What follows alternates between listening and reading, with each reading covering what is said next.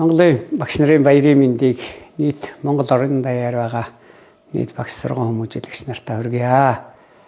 За багш мэргэжлээрээ бид бүхэн бахархдаг, багшийн ажил хийж Монголын ирээдүг бидний гар дээр өсөж боожж байгааг харахаар энэгээрээ бид бахархдаг ийм сайхан ажил мэргэжтэй улсуудаа.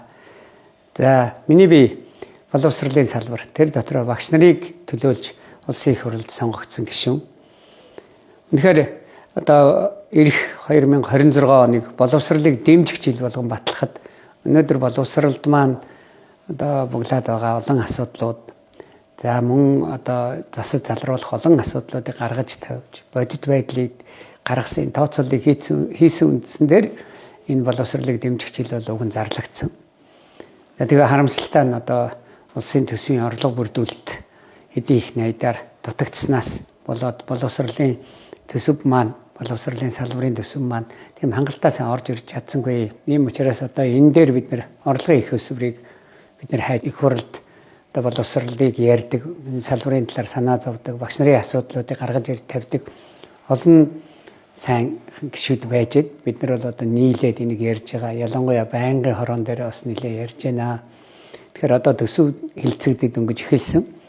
Бид нар хаанаас ямар орлогын их өсвөрийг гаргаж болох вэ? Тэрийг одоо багш нарын цалин нэмэх, багш нарын ажлын байрны нөхцөлийг сайжруулах, багш нарын ажлын байран дээр нь хөгжүүлэх энэ чиглэл рүү бид нар хийх ийм бодлогоор одоо энэ багш нарын баяраа бол ингээ ухтаж байна.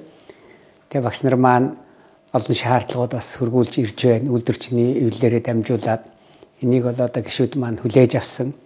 Энийг одоо шийдэх боломж болцоонууд юу байна гэдэг энэ тооцооллуудыг хийж байна. Бидний хувьд бол одоо багш нарын цалинг нэмэх ёстой.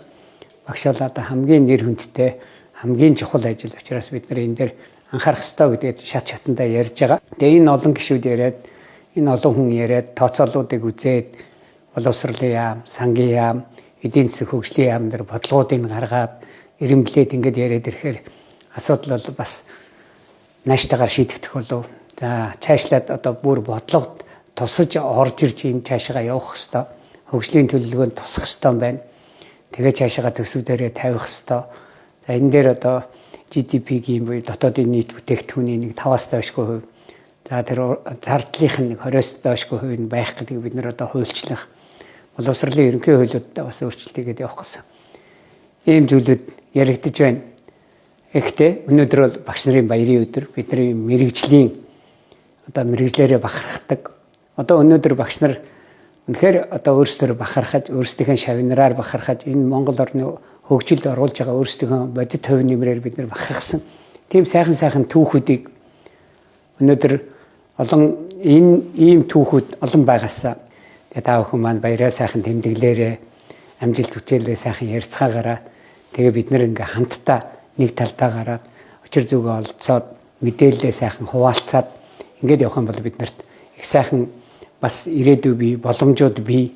Бид нар гэхдээ энэ мэрэгчлэрээ бол одоо бахархаж ирээдүй биднээс л хамаарна.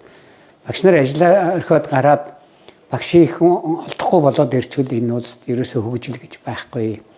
Тэгэхээр энэ тал дээр бүгдээрээ их сайхан одоо нэгт ингээд явхал ийм зүйлийг багш нартай ингэж уриалж мэдчилгээ дэвшүүлж байна. Тэгээд та бүхний маань биеийн нэрүүл одоо бодсон болгон сайхан биелж явахын өрөөлийг та бүхэндээ өргөн дэвшүүлье.